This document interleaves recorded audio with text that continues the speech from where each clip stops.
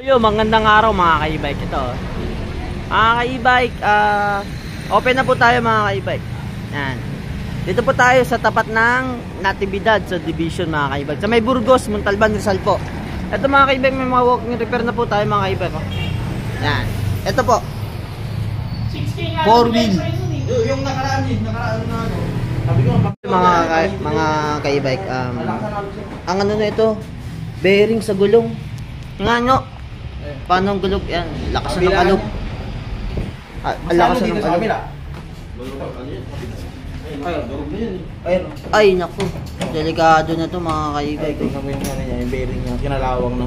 Kinalawang na rin yung, ayan, palit bearing to mga ka-e-bike. Check natin yung sa may steering niya.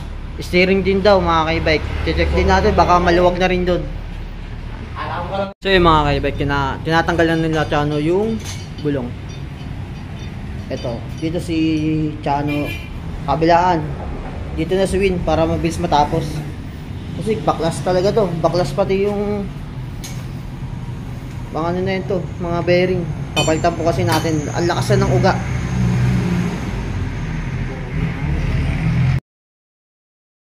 Mga ka-e-bike, baklas na. Kalawang na rin. Ito. Ito. Kaya malog na.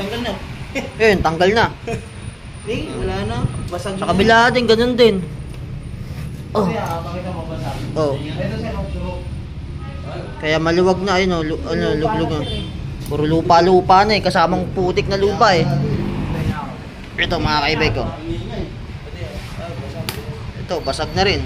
Kaya malakas ang kalug. Pabasag na rin. Oh, ito yung mga papalitan. Malog na rin, oh. Ayun. Kaya malog ang gulong. Yung mga ka-e-bike, maluwag din po pala yung ano na ito, manibela. Dito pala ang issue. Ito. Hindi masyadong nahigpitan. Higpitan lang ni Jerwin, kaya lalagyan natin ng washer dito. Para humigpit yung nut. Yan. Para yung hindi po siya magalaw sa manibela.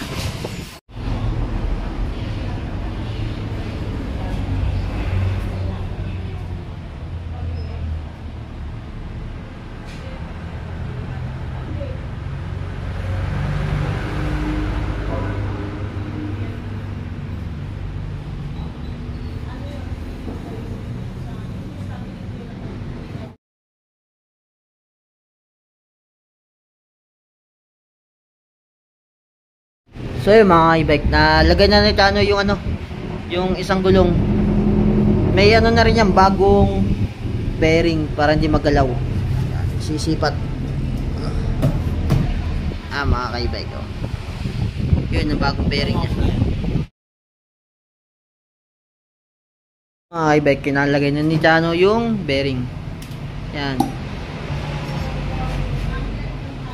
Tapos yan, lalagyan na natin doon. Ito, tapos na mga ka-e-bike. Ito. Okay na to. Napalitan na to ng bearing. Kabila na lang. Tapos kakabit na natin yung gulong. Nakabit na po ni Chano yung gulong. Ayan. Checkin na lang po yan ng brake. Ito po, kabit na rin po ito. Palit bearing po yan mga ka-e-bike kasi maalog na. Tapos niyan, meron pa po tayo isa. Ito, nakapila. Ito naman po, i-PPMS ni Chano. Overall check-up.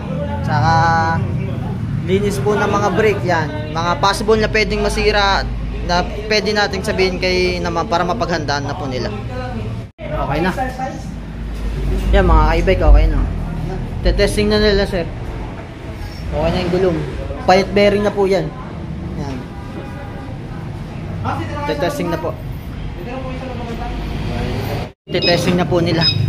Tapos ito ipapasok na natin pang i-PPMS. Yan mga ka-e-bike.